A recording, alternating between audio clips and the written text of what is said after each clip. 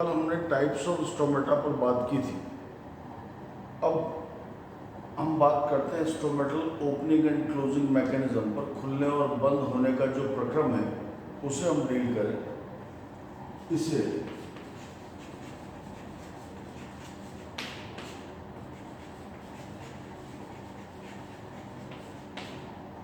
Stomatal movement के नाम से भी जाना जाता है।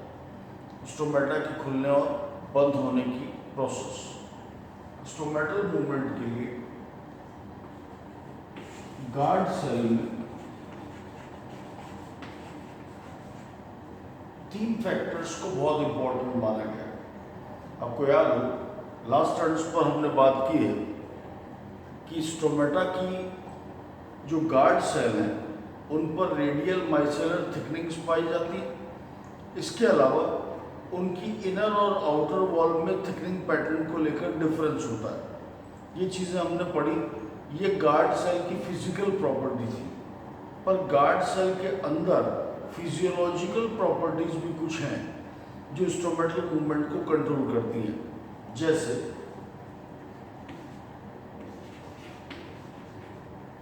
CO2 का कॉन्सेंट्रेशन कितना है। दूसरा चीज ऑस्मोटिक प्रेशर गार्ड सेल का कितना है।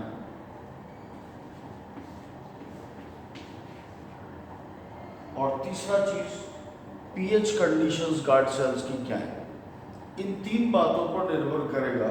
और 2 फिजिकल फैक्टर जो गार्ड सेल के हमने पढ़े हैं कि स्टोमेटा की ओपनिंग होगी या क्लोजिंग होगी। इसे लेकर हमने पहले भी बात की है कि गार्ड सेल में क्लोरोप्लास्ट पाया तो जाता है लेकिन वहाँ रूबिस्को नहीं है, तो प्रकाश संश्लेषण या फोटोसिंथेसिस संभव नहीं है। तो फोटोसिंथेसिस के बेस पर जितने भी थ्योरीज दिए गए वो सब थ्योरीज फेलियर थ्योरीज मानी गई हैं। उन थ्योरीज का ऐसा मानना था कि किसी गार्ड सेल में क्लोरोप्लास्ट में फोटोसिंथेसिस होकर शुगर बनती है, शुगर से ऑस्मोटिक प्रेशर बढ़ता है और ओपी बढ़ने से पानी गार्ड सेल के भीतर प्रवेश करता है। इससे स्टोमेटा खुलते हैं। रात के समय जब शुगर का निर्माण नहीं होगा उस वक्त शुगर की कॉन्सेंट्रेशन डाउन होगी, ओपी घटेगा और पानी बाहर निकल जाएगा। लेकिन क्योंकि इन सभी थ्योरीज का आधार शर्करा का या शुगर का निर्माण था, वो हम ऑलरेडी कह रहे हैं कि एक फेलियर है, क्योंकि क्लोरोप्लास्ट ऑफ गार्ड सेल में रूबिस्को पाया ही नहीं जाता, इसलिए वो फेलियर थ्योरीज है। तो जो डायरेक्टली एक्सेप्टेड थ्योरी है उस पर हम बात करते हैं।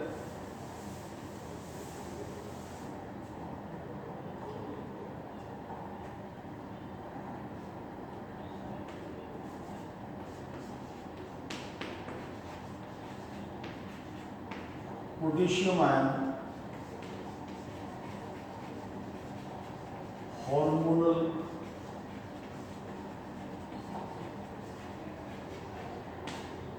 Regulation theory. ये थ्योरी लेविट ने प्रपोज की थी और इस थ्योरी के 2 हिस्से हैं। एक हिस्सा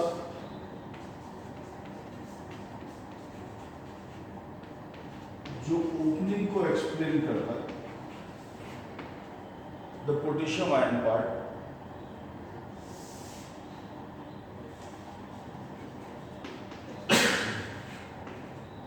और दूसरा हिस्सा हार्मोनल रेगुलेशन का जो क्लोजिंग को एक्सप्लेन करता है।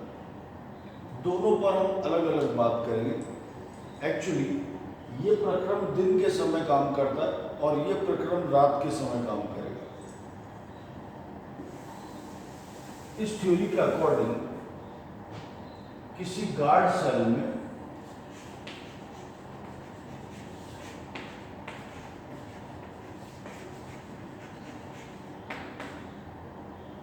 दिन के समय कौन कौन से रिएक्शंस होंगे उन पर हम बात करें। इस थ्योरी के अकॉर्डिंग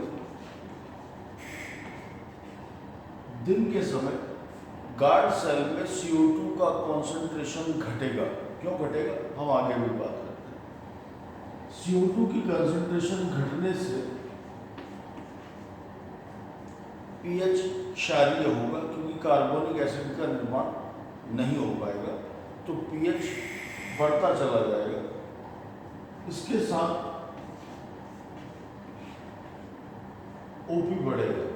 क्यों बढ़ेगा उस पर भी अभी हम बात करते हैं। एक्चुअली ये तीन कारक जो हमने कहा था कि मुख्य फिजियोलॉजिकल फैक्टर्स हैं गार्ड सेल के भीतर, उन तीनों की कंडीशन डे टाइम में ये होगी: CO2 का घटना, पीएच का बढ़ना और ऑस्मोटिक प्रेशर का बढ़ना।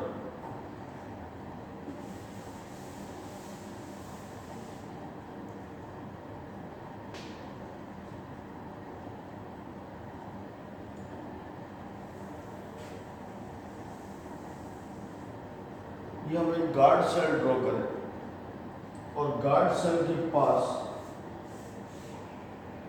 ये एक सब्सिडियरी सेल हमने ड्रॉ किया। किसी गार्ड सेल में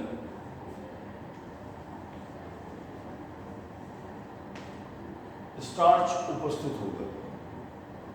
ये शुगर जो स्टार्च के रूप में है, ये शुगर गार्ड सेल में जनरली पास वाले सेल सब्सिडियरी सेल से ट्रांसपोर्टेड होता है। इस सेल में स्टार्च का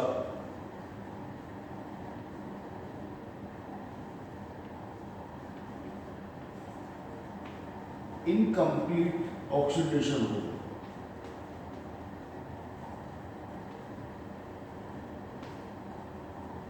इस अपूर्ण ऑक्सीकरण से फॉस्फोइनोल पाइरुवेट जो एक 3 कार्बन कंपाउंड है उसका निर्माण होता है। ये एक सामान्य प्रक्रम है जो दिन में चलेगा। ये फॉस्फोइनोल पाइरुवेट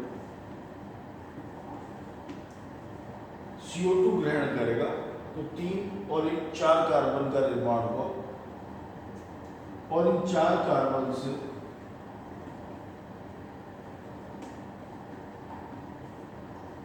मैलिक एसिड बनता है।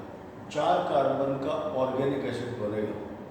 ऑर्गेनिक एसिड बनने से जो पीएच है वो इफेक्ट होगा, लेकिन ऑस्मोटिक प्रेशर धीरे धीरे बढ़ता चला जाएगा। ये मैलिक एसिड डायरेक्ट नहीं बनता।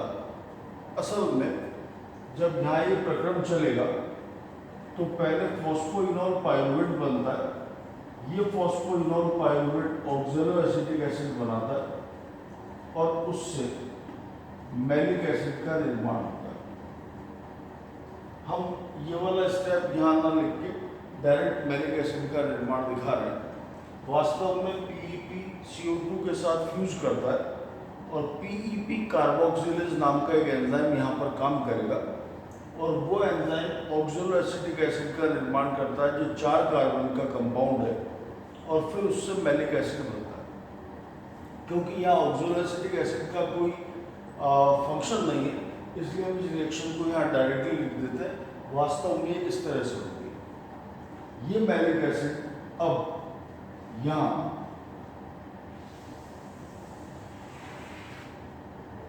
जो वैक्यूल है उस वैक्यूल में चला जाएगा और इस वैक्यूल में जाने के बाद इस मैलिक एसिड का डिसोसिएशन होता है और इससे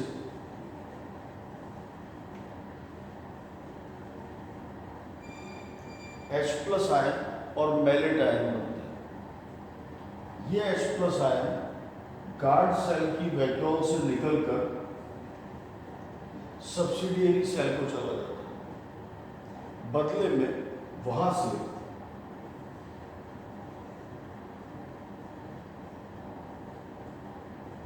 पोटेशियम आयन भीतर की ओर प्रवेश करता है।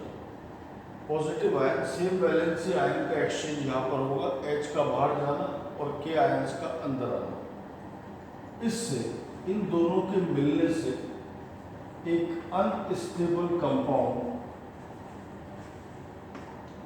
पोटेशियम मैलेट का निर्माण होता है। हमने पढ़ा है कि किसी इलेक्ट्रोलाइटिक सॉल्यूशन का ऑस्मोटिक प्रेशर सामान्य सॉल्यूशन के मुकाबले ज़्यादा होगा। तो ये इलेक्ट्रोलाइटिक सॉल्यूशन यहाँ पर बन जाएगा पोटेशियम मैलेट का। ये पोटेशियम मैलेट की वजह से ऑस्मोटिक प्रेशर बढ़ेगा, इससे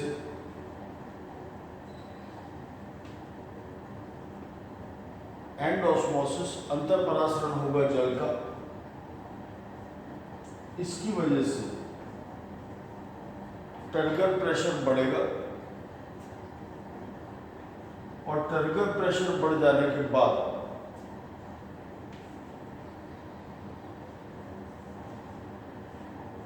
जल भर जाने से गार्ड सेल्स फूल जाती हैं और स्टोमेटा की ओपनिंग होगी।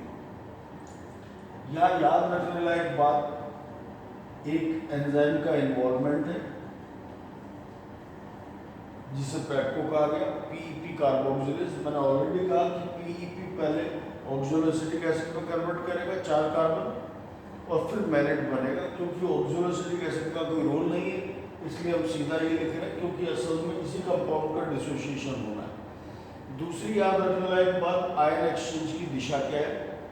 तीसरी याद रखने लायक बात, ओपी कौन बढ़ाएगा और ओपी बढ़ाने के बाद क्या प्रक्रम होता है, ये याद रखने लायक बात है।